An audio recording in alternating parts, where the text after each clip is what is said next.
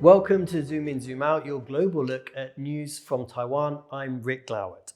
It's been 10 years since student activists in Taiwan stormed and occupied the country's legislature.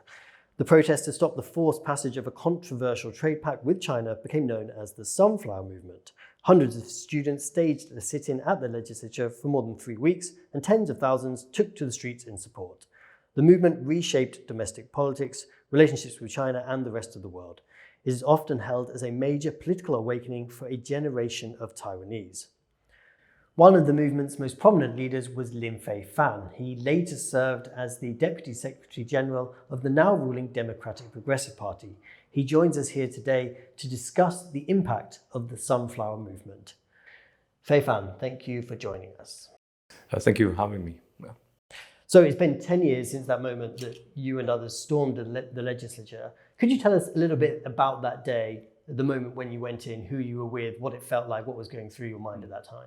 Yeah, first of all, the purpose of that occupation actions is actually because we are a group of people that were fighting against the Cross-strait services trade agreement at the time, which is a very controversial trade agreement between Taiwan and China.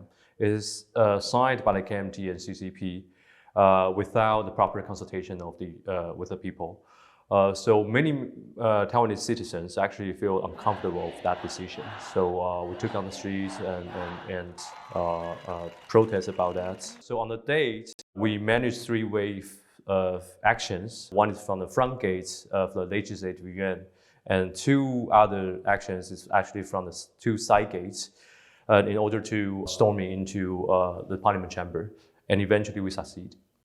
And why was it important for you and your movement to literally go into the legislature and occupy that space? Yeah, the idea is that because during that time, the government didn't follow the democratic procedures. That's the first point. One of the KMT legislator, they passed the bills using the mini microphones and hiding in the toilets and using that mini microphone to announce the passage of the bills in 30 seconds. So it's not a proper democratic procedures. On the other hand, that whole agreement is actually, there's no proper consultation with the people. So people feel uncomfortable about that. So that's a reason why we believe that the civil society should take action rather than to wait someone to do it for us.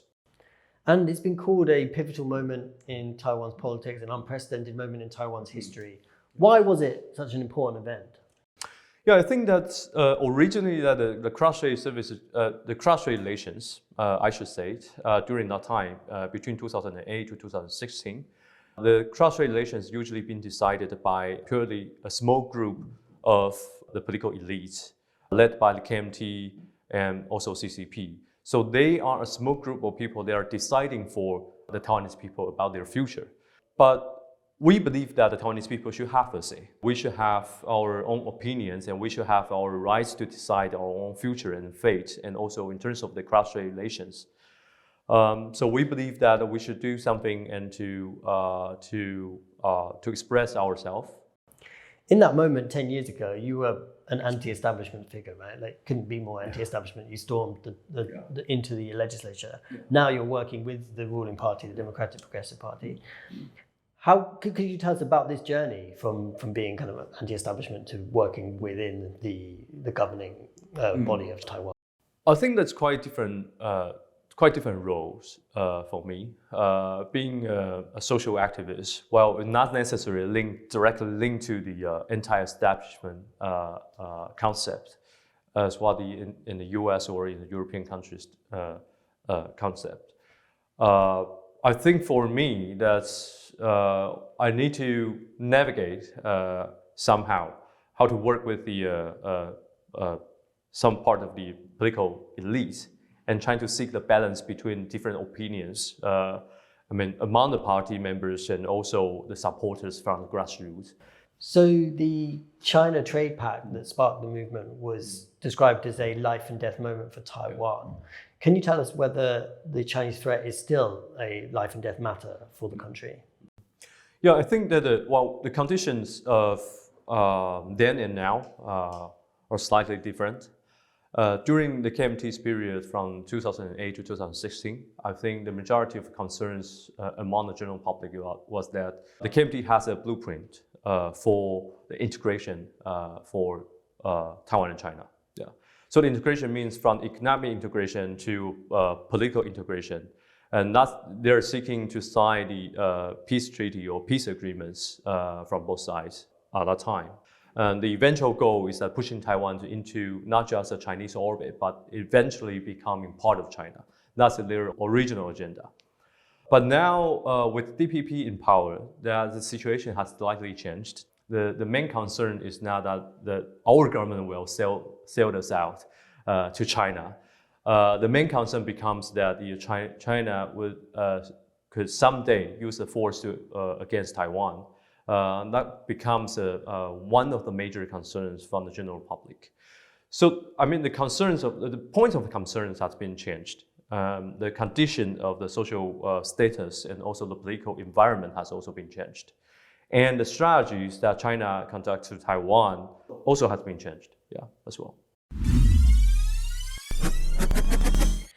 We're going to zoom out for a minute now and talk about Taiwan and the world, because we know that in the 10 years since the Sunflower Movement, you have moved from activist to being involved with politics, and you spent a lot of time traveling around and talking to other people about Taiwan. What message do you think the Sunflower Movement sent to the rest of the world? And is that message still true? I think the message that Sunflower Movement sent to the world is that the Taiwanese people have a strong desire to defend ourselves and to decide our own future. We want that the civil society can have the opinion, can have a say. And I believe that's still true today.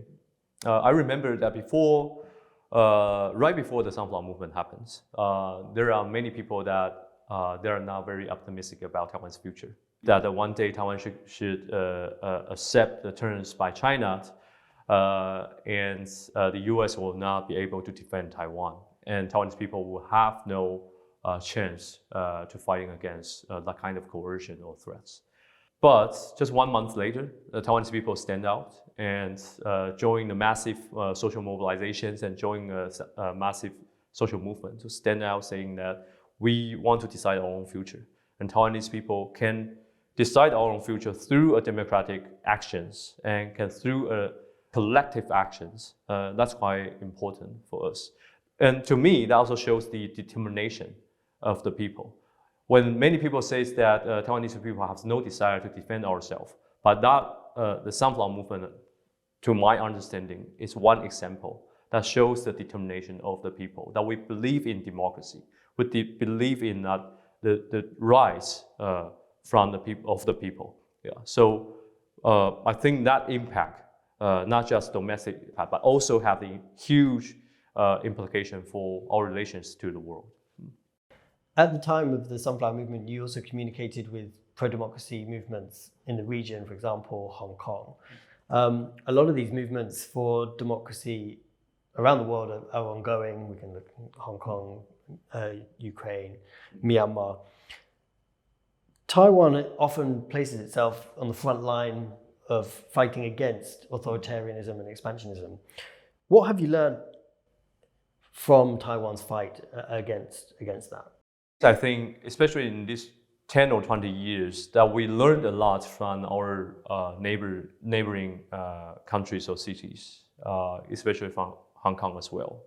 I remember during that time, in year 2012 to 2014, there are a lot of exchange between the activists from Hong Kong and Taiwan.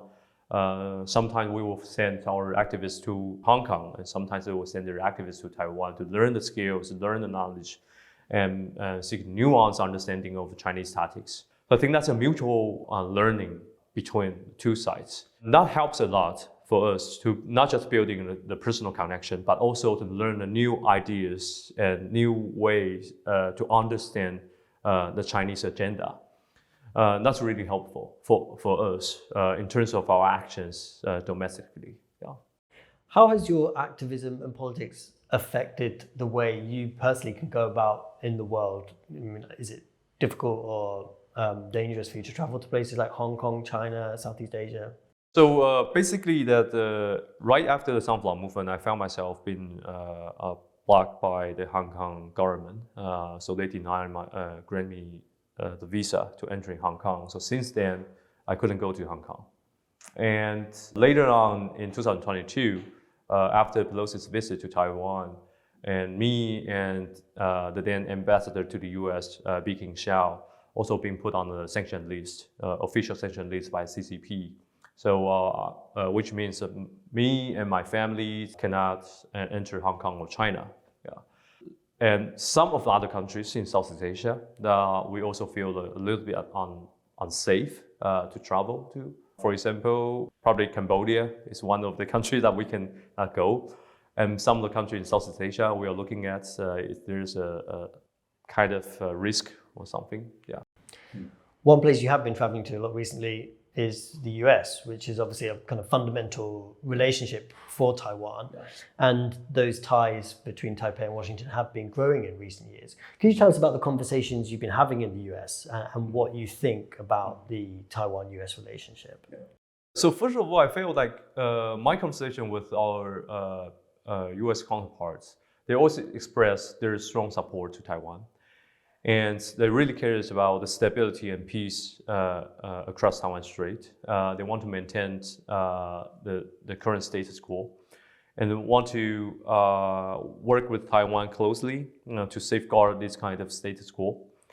And so I do see that there are a lot of progress in terms of our relations with the US side. So there are a lot of substantive cooperations take place between Taiwan and the US. A lot of programs going on. The trade relations we have, especially that our export to the US rise to a certain amounts that's unimaginable in the past. And on the other hand, we signed the first trade agreement under Biden's administration, 21st Century Taiwan and US Trade Initiative. So that's quite a tremendous progress we have. Yeah. So we're now just 2 months away from a change in government, with the ruling Democratic Progressive Party taking a third term in the presidential office. Could you tell us a bit about what your expectations are and what you want to do in this next phase in Taiwan's politics, and how will you embody or stay true to the Sunflower Movement and the demands that you made then? For the next round of the governments of DPP, I personally expect that we should put more focus on to building the resilience of Taiwan in 3 different ways. One is our defense resilience, and another is our economic resilience, and third is that the civil society's resilience. So these 3 resilience, actually, I do believe that's quite crucial for us for defending ourselves and to build a stronger and united society. If we can successfully build a resilient society, then we will have a better chance to make the more social progress based on the progressive values. So I personally believe that the future Lin administration will also put the focus on this to build resilience, strengthen the resilience of the society. So that will be the top priority. Yeah. Fei-fan, thank you so much for joining us today. Yeah, thank you so much for inviting me. Yeah. This has been Zoom In, Zoom Out. I've been Rik Glauert. For more stories from Taiwan, follow TaiwanPlus News on social media. Thank you for watching, and we will see you next time.